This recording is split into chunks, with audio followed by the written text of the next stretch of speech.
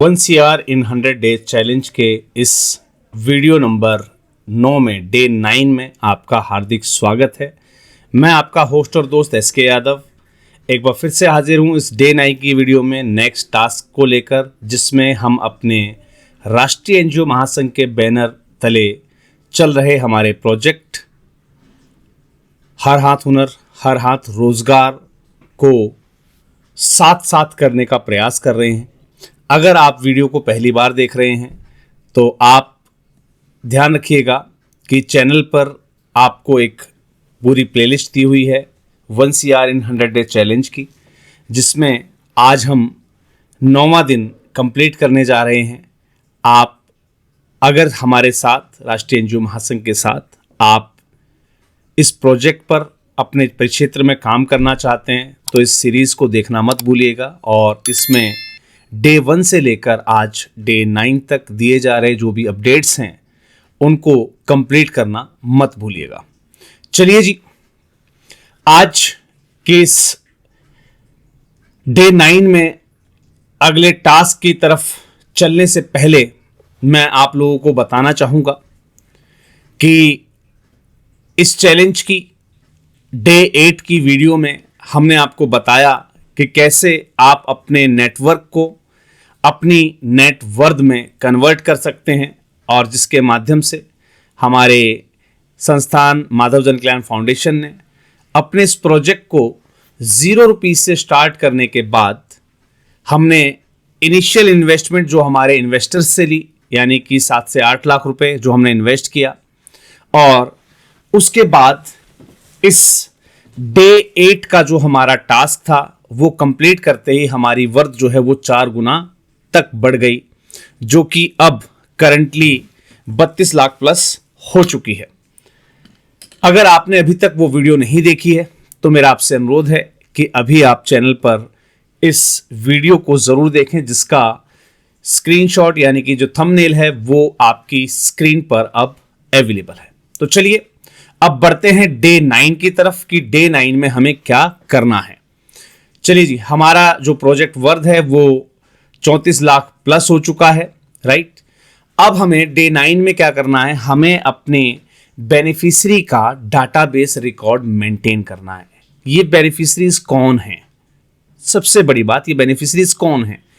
वो लोग जिन्हें एज ए बेनिफिशियरी आपने आइडेंटिफाई किया इस प्रोजेक्ट के पहले दूसरे दिन, जब आप फील्ड में इस प्रोजेक्ट के जो है वैलिडेशन के लिए गए। जिन बेनिफिशरीज तक आपको ये रोजगार हर हाथ हुनर हर हाथ रोजगार का ये जो प्रोजेक्ट है, जिनके बीच आपको करना है, जिनको आप रोजगार देने वाले हैं, वो लोग कहलाते हैं आपके बेनिफिशरीज। कुछ डाटा आपके इनिशियल सर्वे से रिकॉर्ड हुआ, और कुछ जो डाटा है वो डे 8 में जो आपने टास्क परफॉर्म किया वहां से आपके पास एक बहुत बड़ी लिस्ट आ गई होगी बेनिफिशरीज के डाटाबेस की। इस बेनिफिशरी के डाटाबेस में कुछ लोग वो होंगे जिन्होंने इनिशियल स्टेज पर आपसे डे 8 में मशीनरीज परचेज कर ली हैं। कुछ लोग वो होंगे जिन्हें आपसे मशीन परचेज करनी है या फिर वो इंटरेस्टेड हैं, राइट। अब इस डाटाबेस को कैसे मेंटेन करना है इस पर बात करते हैं। यहां पर 3 तरीके हैं इस डाटाबेस को मेंटेन करने के लिए, आपके बेनिफिशियरी के डाटाबेस को मेंटेन करने के लिए। पहला आता है अपना MIS सॉफ्टवेयर, जो सभी NGOs के पास होता है। मोस्टली NGOs के पास MIS सॉफ्टवेयर होता है, जिसे हम मैनेजमेंट इंफॉर्मेशन सिस्टम कहते हैं, जिसे हम अपनी लोकल लैंग्वेज में NGO मैनेजमेंट सॉफ्टवेयर भी कह देते हैं। तो MIS सॉफ्टवेयर राष्ट्रीय NGO महासंघ की संस्थाओं को निःशुल्क रूप से उपलब्ध कराया गया है ऑलरेडी, आप उसका उपयोग कर सकते हैं। सेकेंडरी, जिन संस्थाओं के पास MIS सॉफ्टवेयर नहीं है वो लोकल तौर पर एक CRM सॉफ्टवेयर होता है जिसे कॉर्पोरेट यूज करते हैं, कंपनीज यूज करती हैं, दुकान वाले भी यूज करते हैं। तो आप उस CRM सॉफ्टवेयर का यूज कर सकते हैं, जिसे कस्टमर रिलेशनशिप मैनेजमेंट सॉफ्टवेयर कहा जाता है। वहां पर भी, क्योंकि देखिए ये जो बेनिफिशरीज हैं वो कहीं ना कहीं किसी ना किसी रूप में आपके कस्टमर हैं, जिन्हें आप मशीनरीज या रॉ मटेरियल दे रहे हैं, बेच रहे हैं, राइट। थर्ड जो आता है तरीका वो है आप अपनी एक्सेल शीट पर जो है इसको मेंटेन कर सकते हैं। आप एक फिजिकल फॉर्म बना सकते हैं जिसमें आप बेनिफिशरीज का डाटा जो है रिकॉर्ड कर सकते हैं, या फिर एक रजिस्टर आप मेंटेन कर सकते हैं जिसमें आप अपने बेनिफिशरीज का डाटा एंटर करेंगे। बात आती है कि बेनिफिशरीज के डाटा के लिए हमें क्या क्या इनपुट उनसे लेना है। तो सबसे पहला बेनिफिशरी का नाम, उसका जो है कास्ट, क्योंकि जब हम इन बेनिफिशरीज के साथ आगे वर्क करेंगे, इनको लोन वगैरह दिलाने का जब प्रोसेस आएगा, तो कास्ट के हिसाब से, यानी कि जो आपका जो कास्ट सिस्टम है उसके हिसाब से इन पे बेनिफिशरीज को जो सब्सिडी मिलती है वो डिफरेंट हो जाती है। तो हमें पहले से पता होना चाहिए कि किस बेनिफिशरी को लोन के दौरान, लोन प्रोसेस के दौरान कितने % की सब्सिडी जो है मिलने की उम्मीद बन रही है, तो हम उसको जो है समय रहते बता सकें, राइट।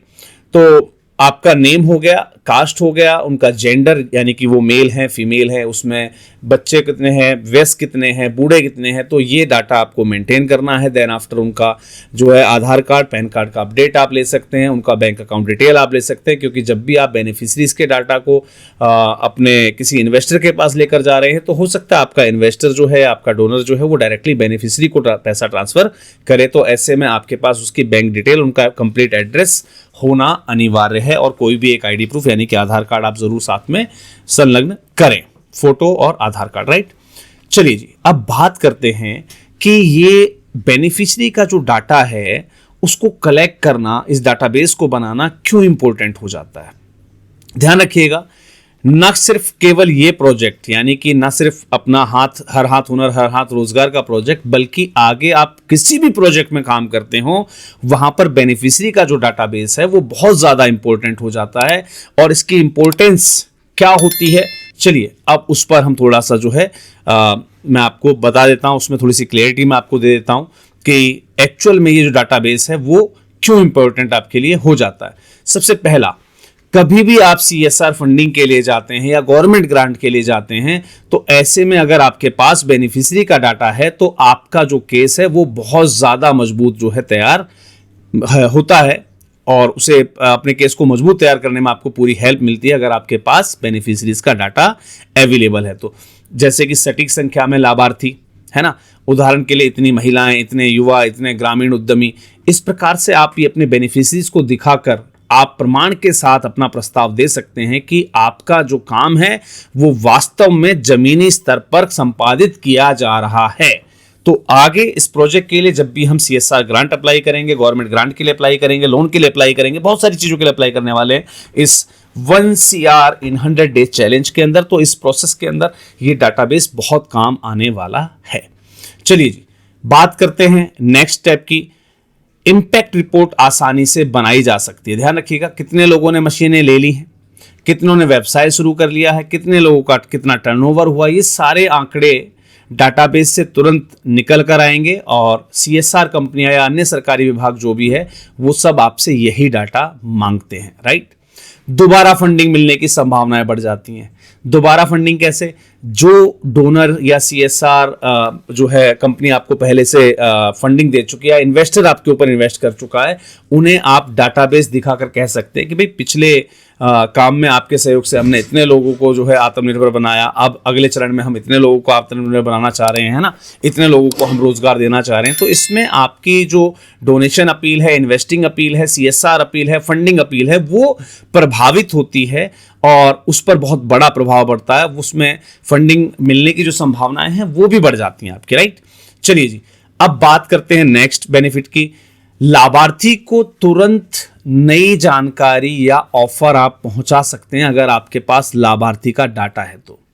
कैसी जानकारी, आपके पास कोई भी नया गृह उद्योग अपडेट हुआ है, कोई नई मशीन, कोई नया काम आपके पास आ गया है, आपने तुरंत एक क्लिक पर आप जो है सैकड़ों लोगों तक SMS, WhatsApp, ईमेल डाल सकते हैं, राइट, जो भी उनके पास चीजें अवेलेबल है। कोई नया सप्लायर आपको मिल गया है। देखिए होता क्या है, उद्यमी के पास भी एक चीज की दिक्कत आती है कि भाई उसे माल सप्लाई करना होता है, कहीं देना होता है, लेना होता है, तो उसे सप्लायर की आवश्यकता होती है। तो अगर आपके साथ आपके बीच में कोई उद्यमी ऐसा मिलता है कि सर मुझे तो काम चाहिए, जॉब दे दीजिए आप, और आपने उसे एज ए सप्लायर अपने पास अपॉइंट कर लिया, तो आप उनको अपडेट दे सकते हैं, भाई फलाना सप्लायर है, इससे आप माल जो है अपना भिजवा सकते हैं।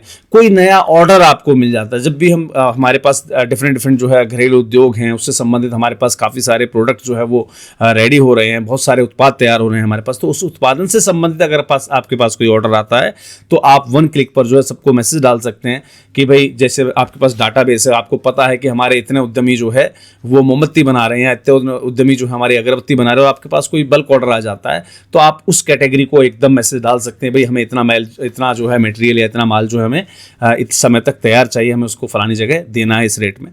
तो या सरकार की कोई नई योजना आ जाए लोन से संबंधित या इस पर्टिकुलर जो है एमएसएमई से संबंधित, तो आप उसके अपडेट जो हैं वो अपने उद्यमियों तक तुरंत भेज सकते हैं। ये बहुत बड़ा बेनिफिट होता है आपके बेनिफिशरीज के डाटाबेस को तैयार करने से, राइट। अब बात करते हैं नेक्स्ट बेनिफिट की।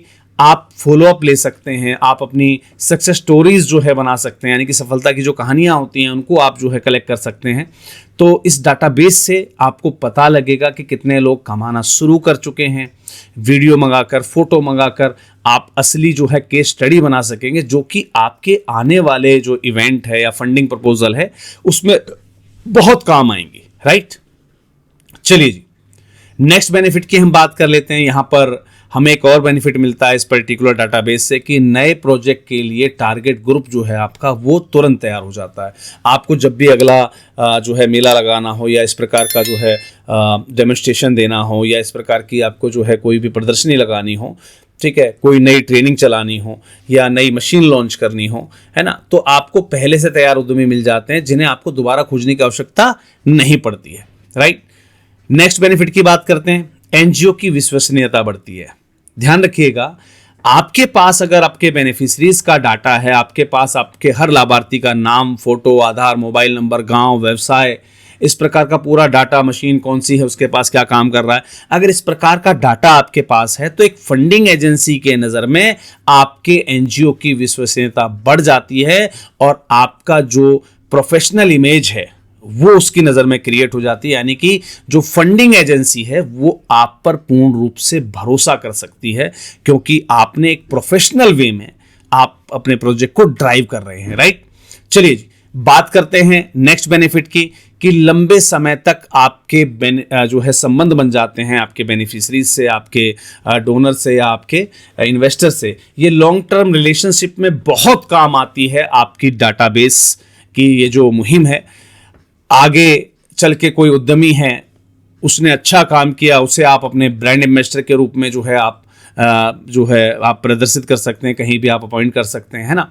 वो खुद ब खुद नए लोगों को आपके पास लेकर आएंगे, है ना, और खुद भी जो है आपसे दोबारा मशीन लेंगे, आपसे दोबारा ट्रेनिंग लेंगे। तो ये लॉन्ग टर्म रिलेशनशिप बनाने के लिए आपके पास आपके बेनिफिशरीज का जो है वो डाटा होना कंपलसरी हो जाता है। अब इस डाटा के माध्यम से आप पॉलिसी एडवोकेसी कर सकते हैं। पॉलिसी एडवोकेसी क्या होता है? जैसे कि आप अपने परिक्षेत्र के अंदर, आपके राज्य के अंदर, आपके ज़िले के अंदर, जब हम अपने ज़िले के अंदर जाते हैं तो हमारे पास एक विभाग होता है सामाजिक न्याय विभाग, है ना। तो उदाहरण के तौर पर क्या है कि भाई हमारे पास इतने लाभार्थी हैं, इसमें से इतने % महिलाएं हैं जिन्होंने फलाना उद्योग शुरू किया है।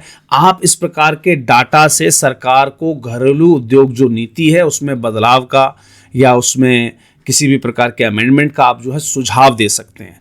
जब आप बात करते हैं अपने जिला अधिकारी से, आप अपने जो है सोशल वेलफेयर डिपार्टमेंट में जब आप जाते हैं तो आपके पास जो डाटा है उस डाटा के बिहाफ पर आप उन्हें हर तरीके का सुझाव दे सकते हैं, उनसे आप मदद की अपील कर सकते हैं। ये डाटा बहुत काम आता है, राइट।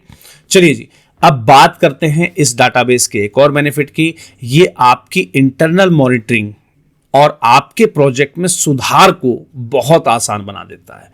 कौन सा उद्योग सबसे ज़्यादा चल रहा है, हम पर्टिकुलर उस उद्योग पर फोकस करें। किस इलाके में सबसे ज़्यादा डिमांड है, हम उस पर फोकस कर सकते हैं।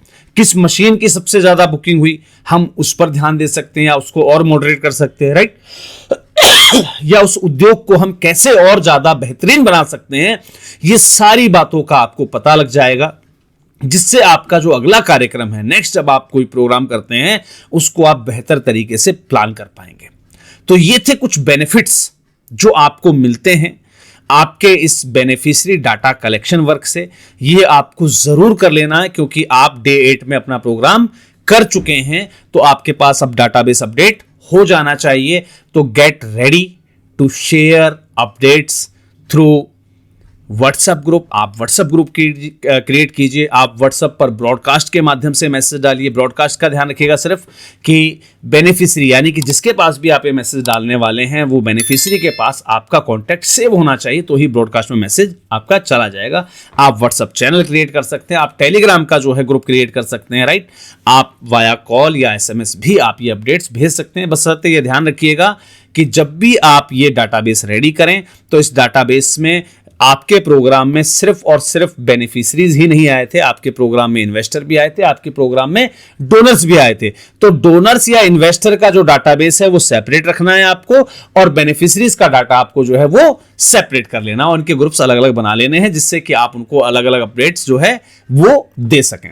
तो आज के लिए इतना ही, मिलते हैं इसकी नेक्स्ट वीडियो में, नेक्स्ट स्टेप में, डे 10 में, जहां अब हम बात करेंगे बहुत सारे स्टेप्स की, क्योंकि अब हमें अपनी जो मशीनरीज हैं इनको प्रदर्शित करना है, राइट। आपको जो है रेगुलर अपडेट्स भी डालने हैं, आपके सोशल मीडिया को एनहेंस करना है, राइट। आपको जो है इस पर्टिकुलर लाइन के जो ब्लॉगर्स हैं या इस प्रकार के जो एक्टिविस्ट हैं उनके माध्यम से आपके अपने इस प्रोजेक्ट के बारे में जो है अवेयरनेस क्रिएट करवानी है, वो कैसे होगी, राइट। देन आफ्टर आपको जो है इस पर्टिकुलर प्रोग्राम के अंदर अपनी ट्रेनिंग्स या कोचिंग्स जो है एम्प्लॉयमेंट की जो स्किल ट्रेनिंग है वो आपको लॉन्च करनी है, वो कैसे लॉन्च करना है, वो सारी चीज़ें हम बताएंगे। देन आफ्टर इन मशीनों को सिर्फ इन मेलों के माध्यम से या प्रदर्शनी के माध्यम से नहीं, हम ऑनलाइन कैसे सेल कर सकते हैं, ऑनलाइन हम इसका कैसे प्रचार कर सकते हैं, ये बहुत सारी चीज़ें हैं जो डे बाय डे आपको सिखाई जानी है। तो जुड़े रहिए हमारे साथ हमारी इस विशेष सीरीज में, जहां राष्ट्रीय NGO महासंघ आपको हाथ पकड़कर हैंड होल्डिंग सपोर्ट के साथ एक प्रोजेक्ट पर कैसे काम किया जाता है ये सिखाया जा रहा है, बताया जा रहा है, आपको स्टेप बाय स्टेप जो है निर्देशित किया जा रहा है। तो मैं उम्मीद करता हूं कि आप अपने फीडबैक भी जो है वीडियो में नीचे कमेंट करना मत भूलिएगा। मिलते हैं अगली वीडियो में अगले टास्क के साथ, तब तक के लिए सभी को जय हिंद, जय भारत, धन्यवाद।